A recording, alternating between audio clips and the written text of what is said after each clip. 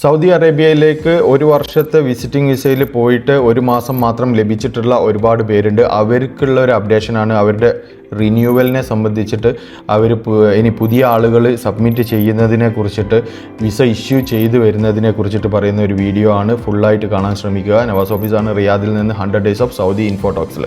ആദ്യമായിട്ട് പറയുന്നത്, ഇങ്ങനെ വന്നിട്ടുള്ള ആളുകൾ സൗദി അറേബ്യയിൽ നിന്നും ഒരു വർഷത്തെ വിസ ഇഷ്യൂ ചെയ്ത് നാട്ടിലെ VFSൽ നിന്നും കൊടുത്തതിന് ശേഷം ഒരു മാസം മാത്രം ലഭിച്ചിട്ടുള്ള ആളുകൾക്ക് റിന്യൂവൽ ലഭിക്കുന്നുണ്ട്.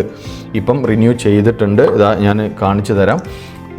ഇപ്പം ആളുകൾ റിന്യൂ ചെയ്തുകൊണ്ടിരിക്കുന്ന ഒരു മാസം ഇപ്പോഴാണ് ആയിട്ടുള്ളത്. അതുപോലെ തന്നെ ഇത് 90 ഡേയ്സിന് ലഭിച്ചിട്ടുള്ള ആളുകളുടെ അവരുടെ ദിവസം ആയിട്ടില്ല.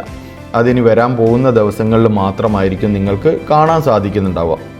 ഇപ്പം ഒരു മാസം ലഭിച്ചിട്ടുള്ള ആളുകൾക്കൊക്കെ റിന്യൂവൽ കിട്ടുന്നുണ്ട്. അത് 9 മാസം വരെ പോകും എന്ന് പറയപ്പെടുന്നുണ്ടെങ്കിലും അതിനി വരുന്ന മാസങ്ങളിലൊക്കെ നമുക്ക് അറിയാൻ സാധിക്കുള്ളൂ എത്രമാത്രം റിന്യൂവൽ ചെയ്യാൻ സാധിക്കുമെന്നുമൊക്കെ ആ ഒരു സമയത്ത് മാത്രമേ നമുക്ക് കാണാൻ സാധിക്കുള്ളൂ. 9 മാസം വരെ കിട്ടുമെന്ന് പ്രതീക്ഷിക്കാം.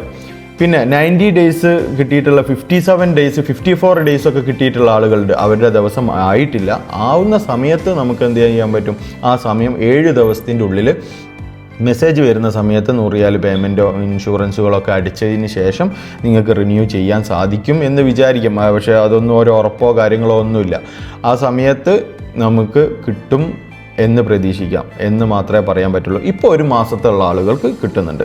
രണ്ടാമത്തെ പോയിന്റ് എന്ന് പറയുന്നത്, ഇപ്പം വിസിറ്റിംഗ് വിസ അപ്ലിക്കേഷന് സബ്മിറ്റ് ചെയ്യുന്ന സമയത്ത് ഇപ്പം അതിൻ്റെ അടിയിൽ കാണിക്കുന്നുണ്ട് കോൺസുലേറ്റ്, അതാത് രാജ്യങ്ങളുടെ കോൺസുലേറ്റ് VFS സബ്മിറ്റ് ചെയ്ത് ഇങ്ങനെ കോൺസുലേറ്റിൽ നിന്നും ഇഷ്യൂ ചെയ്യുന്ന കോൺസുലേറ്റിൽ നിന്നും കിട്ടുന്ന ഡേയ്സ് എന്താണോ അതായിരിക്കും ഉണ്ടാവുക എന്ന് റെഡിൽ തന്നെ എഴുതി ഇങ്ങായിട്ട് കാണിച്ചിട്ടുണ്ട്.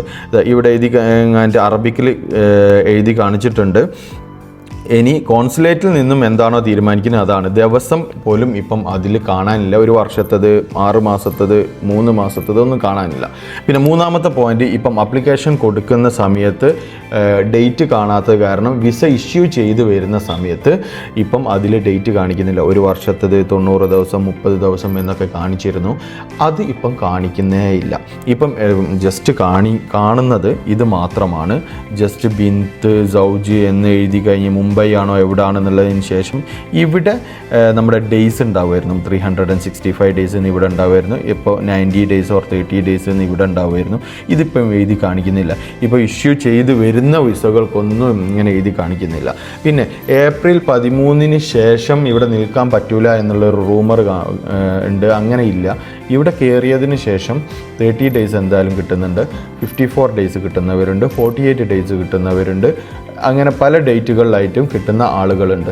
അപ്പോൾ ഇവിടെ ഏപ്രിൽ 13 മുമ്പേ സൗദി അറേബ്യയിലേക്ക് കയറണം. ഏപ്രിൽ 13 ശേഷം സൗദി അറേബ്യയിലേക്ക് കയറാൻ സാധിക്കില്ല എന്നാണ് അറിയാൻ സാധിച്ചത്. ഇനി അതിനുശേഷം സ്റ്റാമ്പിങ് നിർത്തുമോ എന്നുള്ളതും പറയാൻ പറ്റില്ല. കംപ്ലീറ്റ്ലി കോൺസുലേറ്റിൽ നിന്നും നിർത്താൻ ചിലപ്പം സാധ്യതയുണ്ട്. കാരണം ഹജ്ജൊക്കെ വരികയാണ്. അതിൻ്റെ ഒരു മുന്നോടിയായി കഴിഞ്ഞിട്ട് അവരുടെ സുഗമമായിട്ടുള്ള ഓരോ കാര്യങ്ങൾക്ക് വേണ്ടിയിട്ട് കോൺസുലേറ്റിൽ നിന്നും ചിലപ്പം അങ്ങനെ പല വർഷങ്ങളിലും ഉണ്ടാവാറുണ്ട്. അങ്ങനെ ചിലപ്പം ഉണ്ടാവാൻ സാധ്യതയുണ്ട്. പഴയ ഇഷ്യൂ ചെയ്തിട്ടുള്ള ആളുകൾ, ഒരു വർഷം കിട്ടിയ ആളുകൾക്കൊന്നും ഇത് ബാധകമല്ല. അവർക്ക് പഴയ പോലെ തന്നെ 3 മാസം റിന്യൂ ചെയ്യാം. പിന്നെ ബോർഡറിൽ പോയി ഇങ്ങോട്ട് വരാം. പിന്നെ 12ാം മാസം പോയി വരാം. പിന്നെ റിന്യൂ ചെയ്യാം. ഒക്കെ ചെയ്യാൻ ഇപ്പോൾ സാധിക്കുന്നുണ്ട്. പഴയ ആളുകൾക്ക് ഒരു കുഴപ്പമോ കാര്യങ്ങളോ ഇല്ല. അവരുടെ വിസ തീരുന്നത് വരെ വേറെ പ്രശ്നങ്ങളോ കാര്യങ്ങളോ ഒന്നും ഇപ്പം നിലവിലില്ല. ഓക്കെ, അപ്പോൾ ഇത്രയും കാര്യങ്ങളൊന്ന് ശ്രദ്ധിക്കുക. വീഡിയോ പൂർണ്ണമായിട്ടും കണ്ടിട്ടുണ്ട് എന്ന് വിചാരിക്കുന്നു.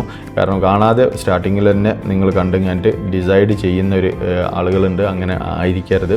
ഫുൾ വീഡിയോ കണ്ടതിന് ശേഷം മനസ്സിലാക്കിയതിന് ശേഷം മാത്രം നിങ്ങളുടെ അഭിപ്രായങ്ങളൊക്കെ കമൻറ്റ് ബോക്സിൽ രേഖപ്പെടുത്തുക. ഫോളോ ചെയ്യാത്തവരും ഒക്കെ ഒന്ന് ഫോളോ ചെയ്യുക. Okay, thank you.